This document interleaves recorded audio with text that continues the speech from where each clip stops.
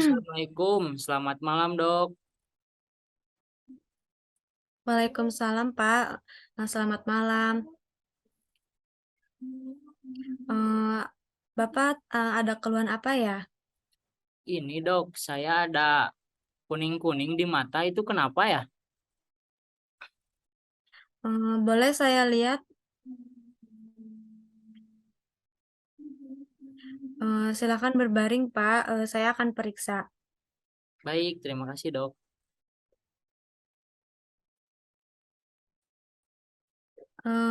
Pemeriksaannya selesai. Bapak boleh duduk kembali. Baik dok. Dari pemeriksaan yang barusan dilakukan tuh, Bapak mengidap penyakit hiperlipidemia. Itu tuh terjadinya peningkatan satu atau lebih kolesterol, fosfolipid atau trigliserida, lalu penurunan HDL dan peningkatan apolipoprotein B dan peningkatan LDL. Nah, penyakit yang Bapak derita juga ini sebagai hiperlipoproteinemia itu tuh karena lemak berikatan dengan protein yang membentuk lipoprotein sebelum mengalami sirkulasi darah. Jadi semakin banyak lemak yang Bapak konsumsi, maka semakin banyak lipoprotein yang terbentuk. Kolesterol akan mengalami sirkulasi dalam bentuk kolesterol LDL atau yang dikenal dengan kolesterol jahat dan HDL, kolesterol baik. Kalau boleh tahu itu penyebabnya kenapa ya dok? Penyebabnya tuh eh, jadi, terlalu banyaknya kolesterol jahat dalam darah dan tidak memiliki cukup kolesterol baik untuk membersihkannya. Nah, kondisi ini tuh kemudian dapat menyebabkan sumbatan atau plak pada dinding, pembuluh darah. Oh begitu ya dok. Terus terjadinya penyakit itu bagaimana dok?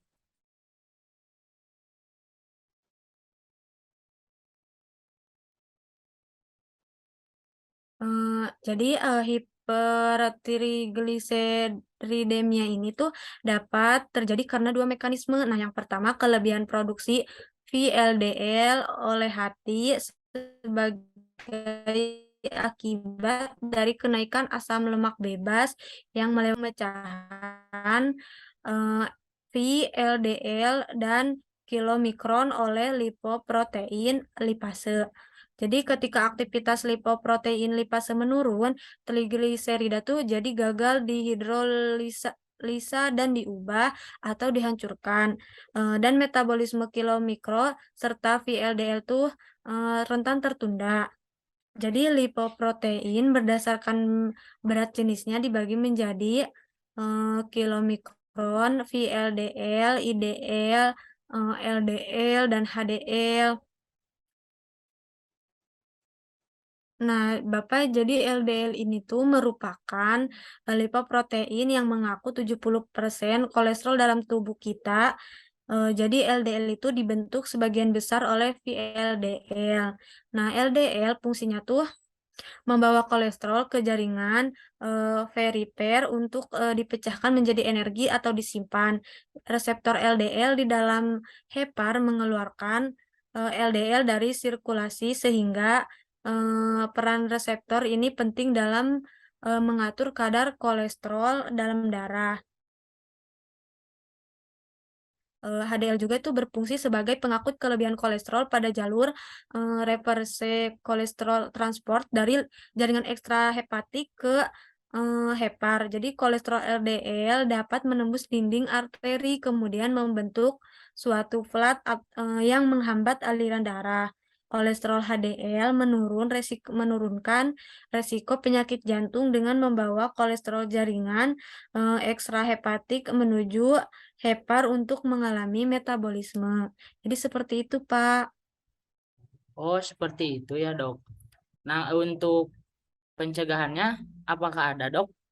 Iya. Bagaimana dok untuk pencegahannya?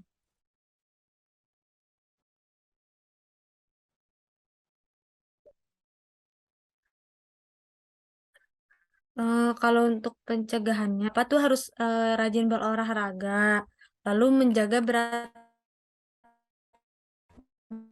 badan sehat.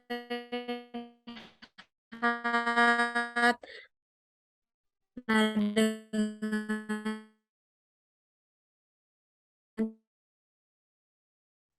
hindari merokok, mungkin seperti itu, Bapak. Baik dok, terima kasih atas penjelasannya.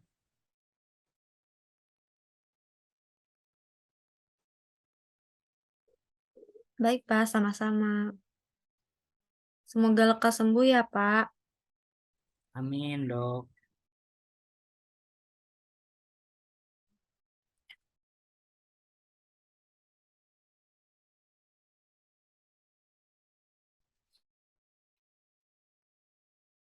Assalamualaikum Bu, selamat malam.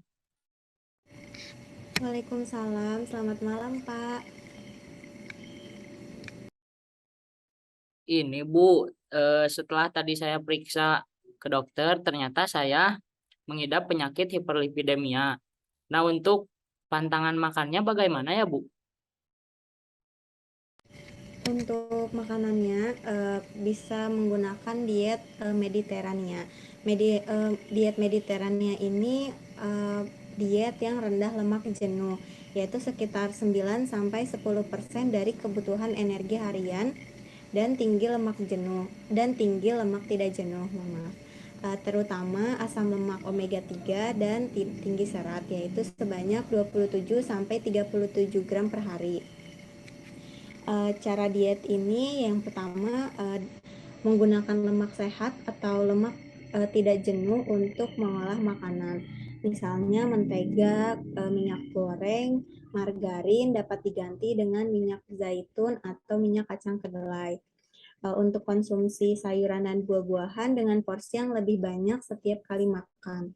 Selanjutnya untuk teknik memasaknya juga perlu diperhatikan ya Pak. Misalnya dengan memanggang, mengukus, atau menumis dengan sedikit minyak. Selanjutnya, mengurangi konsumsi makanan dan minuman yang mengandung banyak gula dan garam dapat diganti dengan buah-buahan. Untuk konsumsi daging merahnya juga dikurangi ya Pak. Bahan makanan yang dianjurkan pada diet ini tuh sayur-sayuran, buah, kacang-kacang, dan biji-bijian. Tidak hanya itu, minyak zaitun, minyak ikan, minyak kacang kedelai, dan untuk pengganti konsumsi daging merahnya dapat mengonsumsi ikan atau daging ayam tanpa tulang, susu rendah lemak, roti gandum utuh, teh hijau, dan bumbu masak alami terutama seperti bawang putih, bawang merah, dan daun bawang diperbanyak penggunaannya sebagai bumbu masaknya ya Pak. Mungkin itu yang dapat dijelaskan mengenai diet dan makanannya Pak. Baik Bu, terima kasih atas penjelasan untuk dietnya. Saya pamit keluar ya Bu. Ya, sama-sama. Assalamualaikum. Waalaikumsalam. Udah berarti ininya di stop.